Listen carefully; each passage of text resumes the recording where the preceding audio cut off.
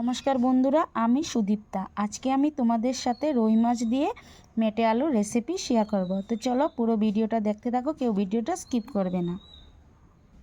তো দেখো বন্ধুরা, আমি মেটে আলুটাকে ছোট ছোট করে কেটে নিয়েছি। মশলা নিয়েছি, আমি এখানে নিয়েছি কাঁচা লঙ্কা আর শুকনো লঙ্কা বেটে নিয়েছি। পেঁয়াজটাও আমি বেটে নিয়েছি, আর সাথে আছে গুঁড়া মশলা। তো চলো পুরো ভিডিওটা দেখতে থাকো। তো কড়াইটা আমি উনুনে বসিয়ে দিয়েছি। এবার আমি সাদা তেল এর মধ্যে দিয়ে দেব।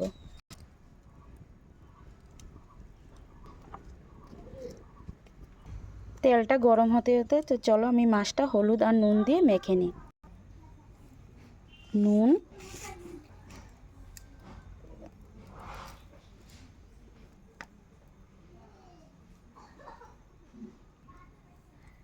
হলুদের গুঁড়ো দিয়ে এবার আমি ভালো করে মাছটা মেখে নেব।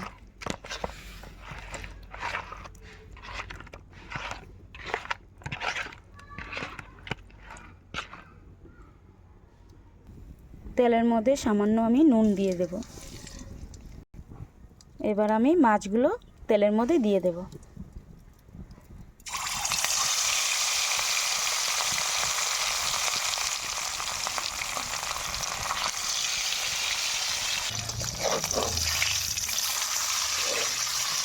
মাছগুলো আমি লাল লাল করে ভেজে নেব।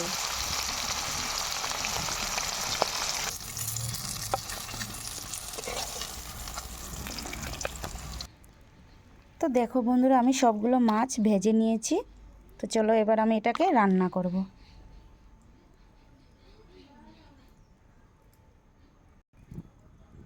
এবার আমি পেঁয়াজ বাটাটা তেলের মধ্যে দিয়ে দেব।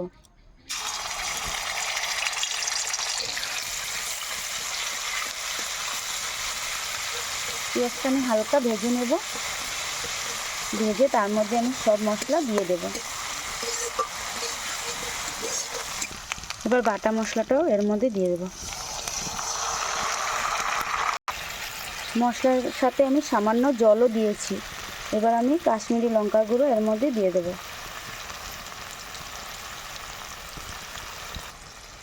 জিরার গুঁড়ো, হলুদের গুঁড়ো, স্বাদ মতো নুন দিয়ে এবার আমি মশলাটাকে ভালো করে কষিয়ে নেব।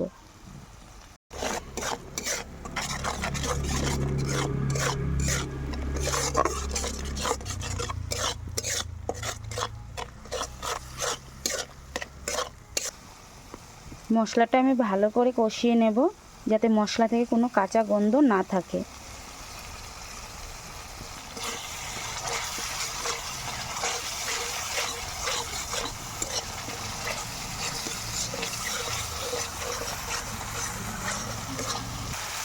তো দেখো বন্ধুরা, মশলা তো আমার ভালো করে কষানো হয়ে গেছে।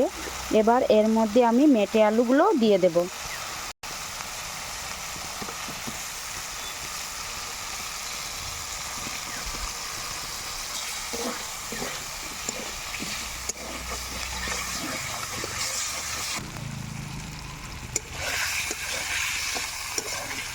এবার মেটে আলু আর মশলা ভালো করে আমি কষিয়ে নেব।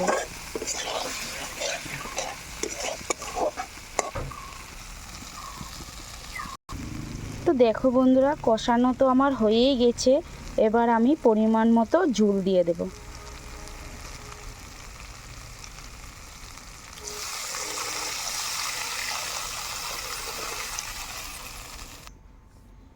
তো দেখো বন্ধুরা, পরিমাণ মতো তো আমি ঝোল দিয়েই দিয়েছি।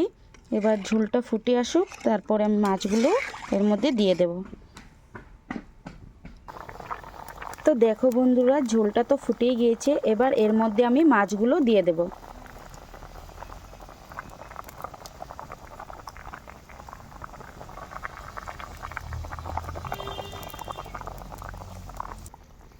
তো দেখো বন্ধুরা, সবগুলো তো মাছ আমি দিয়ে দিয়েছি।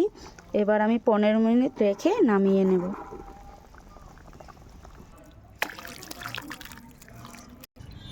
বন্ধুরা, আমার এই রেসিপিটি যদি তোমাদের ভালো লেগে থাকে তো প্লিজ আমার চ্যানেলটাকে সাবস্ক্রাইব করে আমার পাশে থাকার অনুরোধ রইল।